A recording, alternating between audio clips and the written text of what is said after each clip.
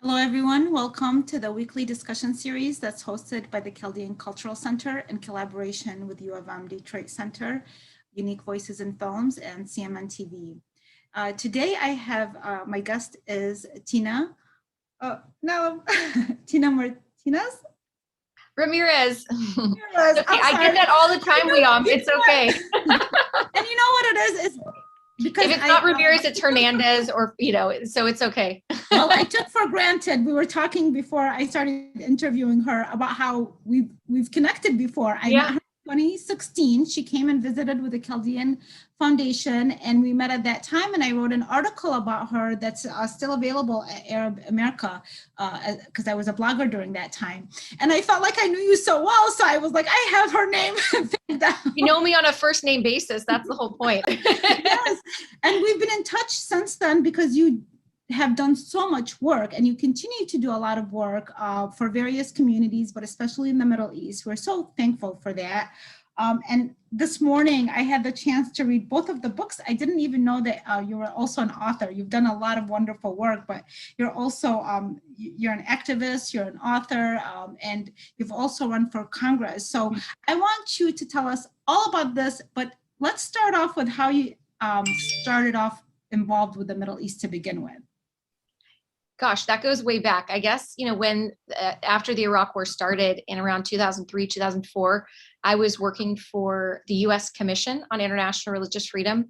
And it was my job as a policy advisor to come up with experts that could help advise the ABA and the transitional government on legal issues. And so that was kind of the first entry point. But I've always been really interested in religious freedom and studying the church and how the church has really thrived and just survived under persecution. And so one of the recent things that you mentioned I did is a few years ago when I was pregnant with my daughter and I was in Iraq when the most recent conflict started, I wrote a little book about the history of the church in Iraq and how they had lived under persecution and how they had come out of it. And so that was my first kind of book, I guess. What's the name of the book? So it's called Hope in the Midst of Darkness, and it's about Iraq and the history of the church. I can send you a copy so that you can share it with your listeners. Yeah, and well, because I'd like to share a link to it too. Absolutely. Once we share this interview. Yeah, today there's a lot of discussion happening right now because the Pope is visiting Iraq. So there's a lot of people interviewing us actually to even learn more about the Chaldeans, their background, but you had firsthand experience because you were in Iraq. And what are some of the things, some of the work that you have done? I know that you try to bring peace through various activities, but I know through your books, even through your stories and the birds. So yeah, if you can share it with us a little bit. Absolutely. Well, so after I was at the commission, I was recruited to come work for the U.S. Congress. So I built the bipartisan International Religious Freedom Caucus in the U.S. Congress. And because Iraq was such a hot topic at the time and a huge issue for our foreign policy, I did a lot of work bringing religious leaders from across Iraq to the United States and having them testify in Congress about what was happening. And we really tried hard to warn members of Congress and policymakers, hey, this is getting very bad. Minority communities, the smaller communities are being attacked and targeted. They are disproportionately being affected by this conflict. We've got to do something and make religious freedom really a red line. And that never happened, but we pushed it in our policy. And then later on, obviously I started this organization called Hardwired, and it helps train leaders in other countries how to defend religious freedom within the culture themselves. And so that's what we did in Iraq, starting in 2015, right after ISIS came in. And so we trained up leaders across all the different religious communities how to defend religious freedom in their laws and policies for all people. And then from that, it led us to the project with the books, which I'm happy to share more about. But it's been a long journey with the people of Iraq, and just one that I've been honored to take with them. So I'm interested because you said that you guys tried different efforts before what happened because you saw that the minorities were being targeted. Why do you feel like it didn't work or they were protected beforehand? Because we also the leaders in Michigan and other places were also trying too. What would you say was the major issue, and how is it different now, so that the people, even with the Pope going to Iraq, can feel like like there's some kind of hope in the future? Well, I think that when I was working on these issues, for one, I mean, we did meet with many of the diaspora communities across the United States, and they tried so hard to get both administrations, both the Bush and Obama administrations, to care and to do something. But policymakers just never recognized that the religious dimension of the conflict was really significant. We throw trillions of dollars at humanitarian crises and military operations, but we rarely look at how to address the root cause of the problem. And in Iraq, it's very clear that after generations and generations of genocide, and if your listeners get a chance to read my book on the history of Iraq and the church there for the last 2,000 years, I mean, it is, the Yazidi community often says they've survived 72 genocides. I would bet that there are at least that many in the 2,000 years of Christian history, because literally every century they've gone through one. So this is something that, until policymakers understand that there's a religious dimension of this conflict and that there need to be specific protections for the rights of all people, regardless of who they are, what they believe in Iraq, you're never really going to have peace at any level. So that's really what led me to do what I'm doing now with education in Iraq. And we've seen that that's made a much bigger difference than any of the other things that I've done. Okay, so regarding Article 26, you had said when I had interviewed you in the past that you said in the Middle East, individuals are not identified by their humanity, but by their religion. Mm-hmm. And then consequently, they are also divided by their religion. Mm-hmm. So are the rules still that applies? And well, so I think you're referring to one of the laws that was trying to be passed in the parliament that was going to force children that had Islamic parents that were not Muslim themselves, so maybe one of the parents was Muslim, to identify as Muslims. They were forcibly converting children. And there was a strong coalition that came together in Iraq and got the president to basically veto the bill. It was never signed into law. And that was a broad coalition. And we, for years, had been working with Kakai, Shabak, Yazidi, Muslim, Sunni, and Shia, across the board to help them understand these rights are about everyone. I think the best example I can give is a Sunni Muslim judge from Mosul who fled and is in Baghdad now, who after the trainings that he went through with us, went to the Yazidi and the Christian communities and said, I'm going to defend you in the courts and make sure that you have justice. And a few months later in the training, when we saw him again, he showed me this image of his 17-year-old brother being beheaded by ISIS. And it was a warning. And I said, are you going to continue to be able to help these communities? And he said, if I don't, this is the reality that awaits every person in Iraq. And what needs to happen in Iraq is that people need to recognize that they're either all in it together or they will be divided and conquered individually. And so the people that we've trained across Iraq are beginning to understand that. That's why they're defending or standing up against laws like that one that you mentioned and many others. And in Kurdistan, for instance, recognizing all of the different religious communities through law number 5. So these are important steps that are being taken, but there's much more that needs to be done. And it has to happen at a really fundamental level through the education system, because as you know, and I'm sure your listeners know, when ISIS took over northern Iraq, they brainwashed 600,000 children to be terrorists. And if we don't do something about that, those children will remain brainwashed and a threat to the entire nation. And it's tragic to think that these were children who didn't have an option that had been brainwashed, but even more tragic to think that we would just leave them in that position rather than retrain them and help them come out of that trauma and learn how to actually live in peace with other people and respect the rights of other Iraqis. So it's really good to show that example, how that was vetoed, that law that they don't identify everybody as Muslim who had one parent that wasn't. So these kind of news is inspiring, because that the work, it does pay off, in some cases, and like you said, there's still a lot of work to do. But one of the other things I remember that you shared is that most people don't know how the Muslim community has been affected by ISIS, and what you just shared is one of these things. So sometimes the minorities are, of course, affected in many ways. Yeah. At the same time, again, if you use religion to create a divide, then people can also maybe have the impression, especially like myself, I was born and I grew up in Baghdad, so I had a lot of Muslim friends, and I realized like it's not necessarily the religion doesn't equate that everybody does that. But what I like is that you're honest in your description, and that, well, a lot of Muslims, and I think you even said that even more Muslims were affected by ISIS, and your description right now. So why is that important for people to recognize that, and then not just only focus on the minorities that were affected by it?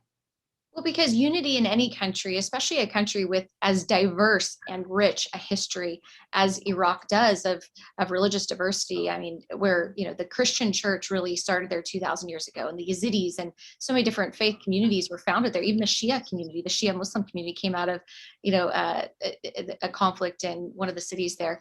So this is really important for people to understand. Iraq is the cradle of civilization, and you cannot approach Iraq without understanding this rich history and understanding the need for people to know and to figure out how to live together in peace. For years, they have been, the people of Iraq have been pitted against one another, often based on their religious identity, because that's often how they see themselves. You know, your ethnic and your religious identity is often interconnected, simply because if you're Chaldean, you're historically from a different ethnic community than, let's say, an Arab or, you know, another community. And so it's important for people to understand that these things run deep, and also the conflict runs deep. And unless you're willing to really address those issues and teach people how to overcome those really great entrenched bias or fears or misconceptions they have of one another, or the trauma that they've experienced as a result of being pitted against one another for generations, you're never going to address the conflict. And that's why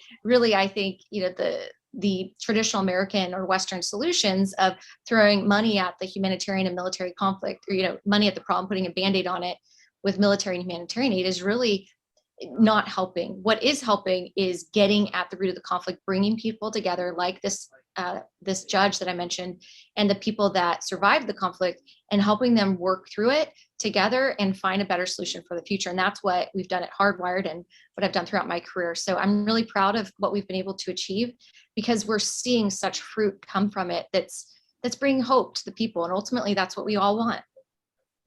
And how is Hardwire received in other countries, the countries that you're trying to reach out to and touch? And yeah, that's a great question.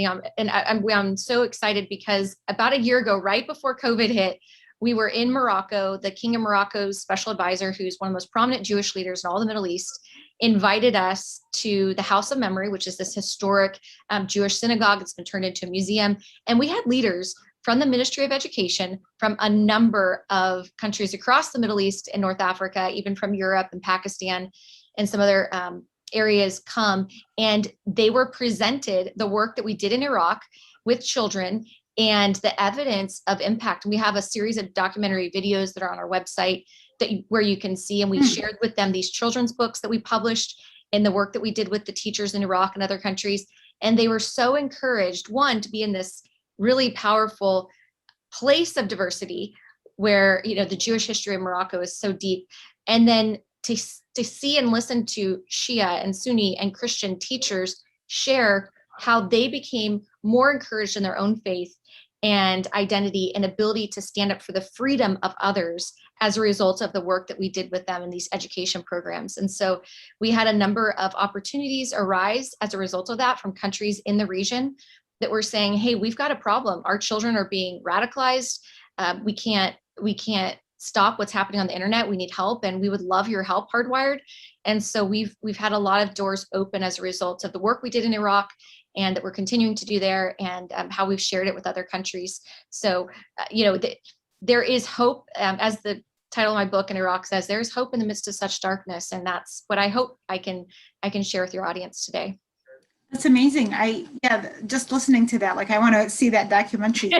We'll also put a link. We'll make sure to put a link. Yeah, absolutely. To the website where we can find this, because it seems like people, I think, are tired of this divide, because they have seen it's not serving anybody. Right. No, at the end of the day, it's not serving anybody. And what I like about how your focus, especially with the children, is, you know, you have here on the very first page of it's Watch the Birds, which is written by Mary Ann Ramirez and Lynn Thomas and illustrated by Jessica Perry.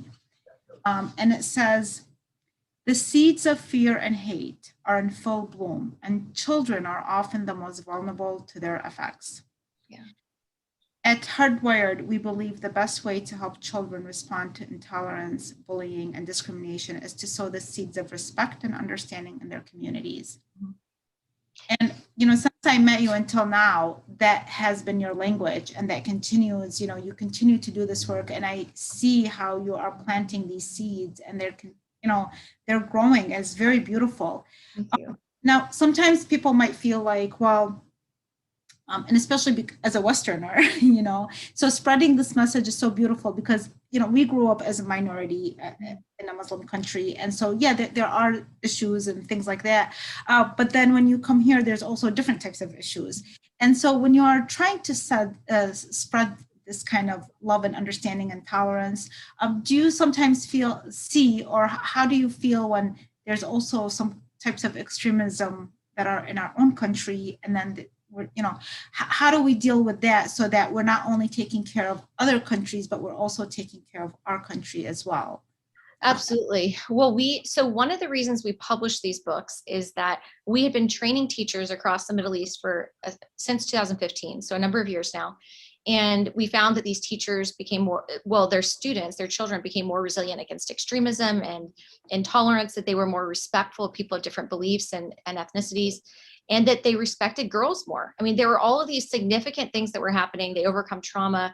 And it was so exciting to see that. And so we took the lessons that they wrote, we turned them into stories. And so we published 3 books last year with the stories from the lessons they wrote. And then we're sharing them across the United States because we have the same challenges of intolerance and bullying and harassment. I mean, you see this on social media all the time. You see it in schools. Children are constantly facing this. There's a lot of lack of awareness in communities where there's large refugee populations. What do they believe? I don't understand them, misunderstandings. And so in the same way that we address those fears or bias or misperceptions people might have in the Middle East with children, we can do the same thing here. And we can overcome a lot of the challenges or the hostility that we face in our society so that people can learn how to get along.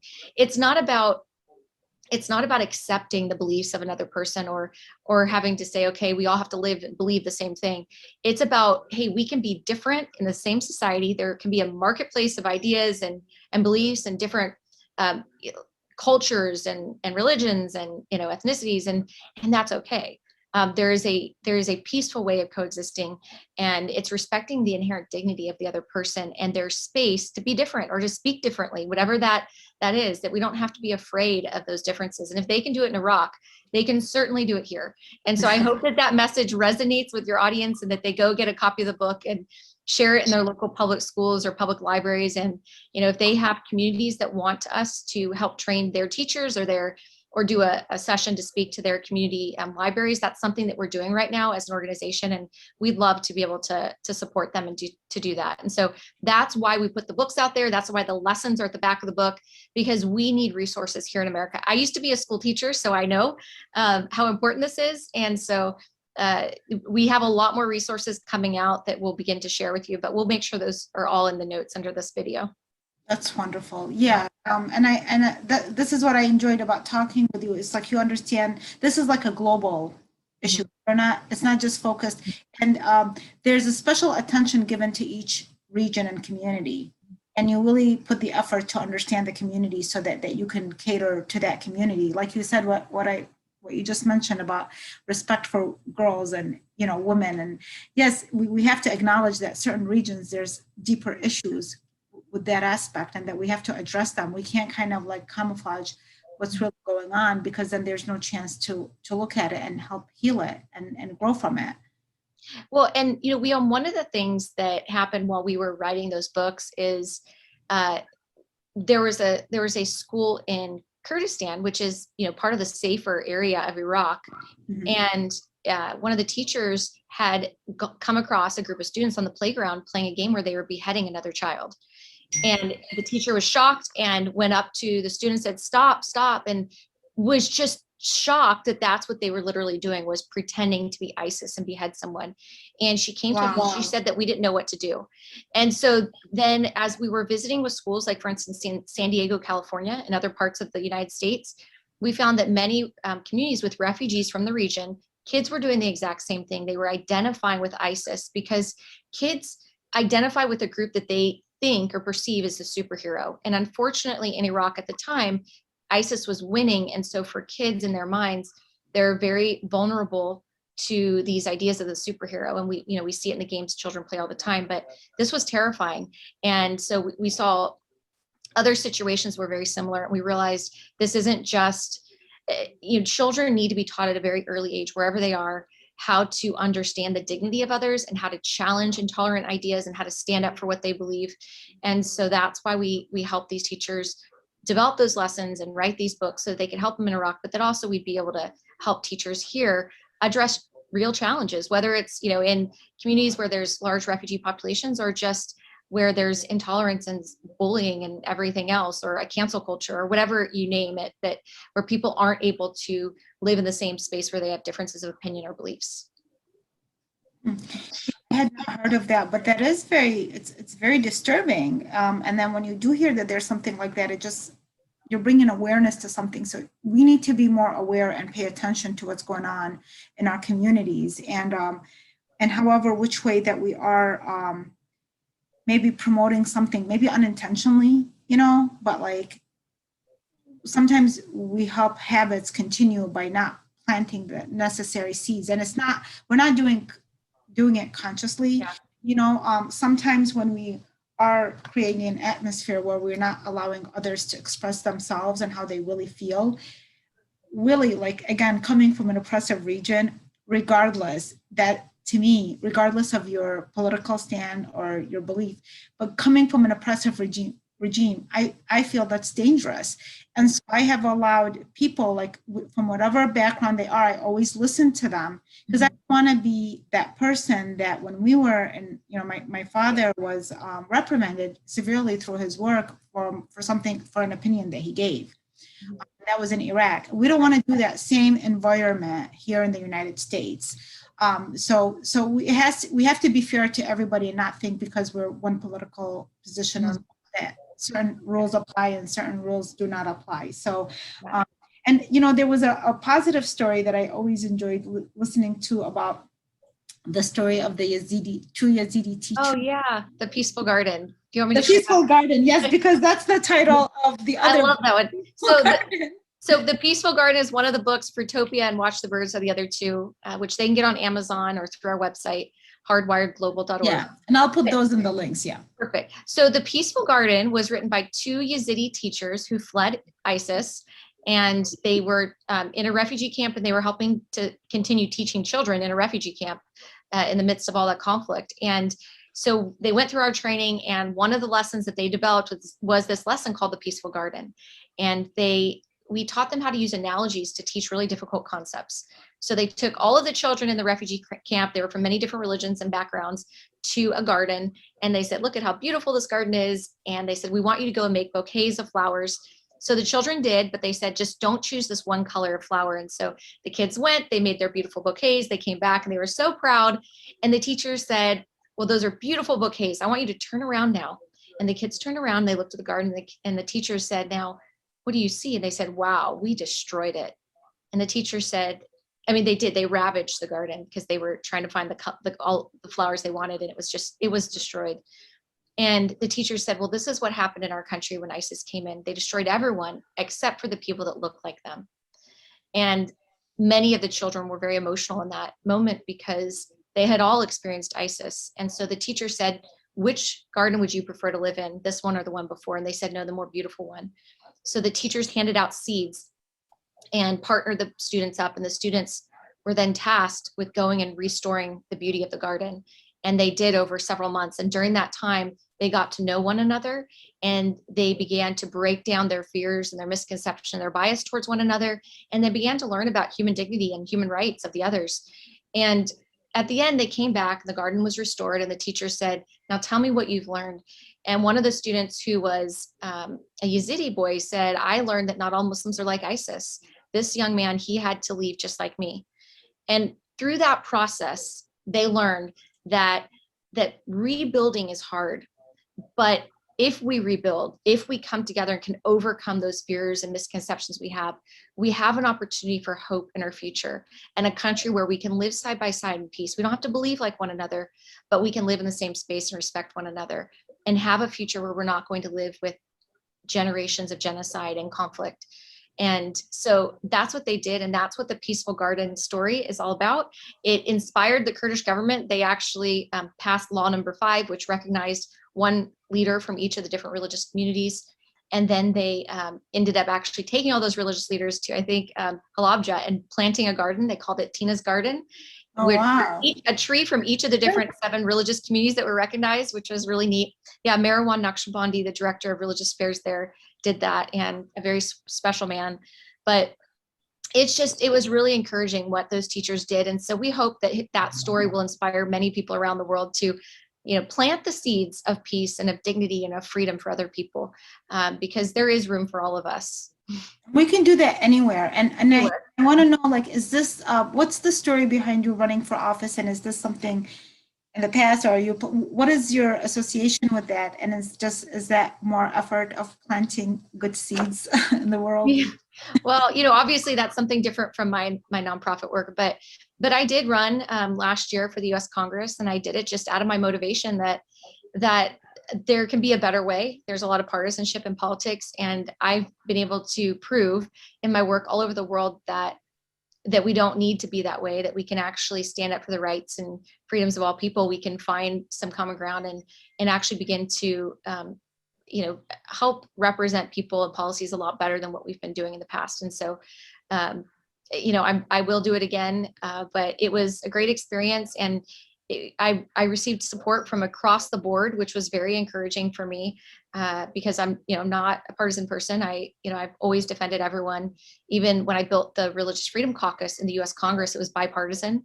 And so that's always been my life work. And I'm honored that I've gotten to work with so many communities of all different faiths and ethnicities and backgrounds, and be able to plant some seeds of peace in the world. And I hope to plant many more in the future. And I hope that your listeners will help me. So, well, and when the time comes, let's reconnect, because I do appreciate the fact that you have such worldwide views. It's very important because the world has become very global, and we need that perspective, because especially after COVID, we have found that most of us, we were connecting through technology. Mm-hmm. And today you and I are reconnecting. Yeah. We connected originally, we met in person, but now everything is so, but we've had the chance to learn so much from different people from around the world. And it's important to have people that are in politics. And for me, especially, I think it's important to have women. Thank you. I just wrote an article about that too. We'll share it with you. I'm very supportive for that in itself, because I know it's very challenging as well. But reconnect with us during that time, and we'd love to learn more. And then thank you. This segment is going to be recorded, and I will put links to the books that Tina mentioned, as well as to Hardwired, the link to the nonprofit. Thank you so much for joining us. Thank you, Liam. It's so nice being with you. Thank you for all the work you do. Thank you for all your work. Okay. You're welcome. Bye.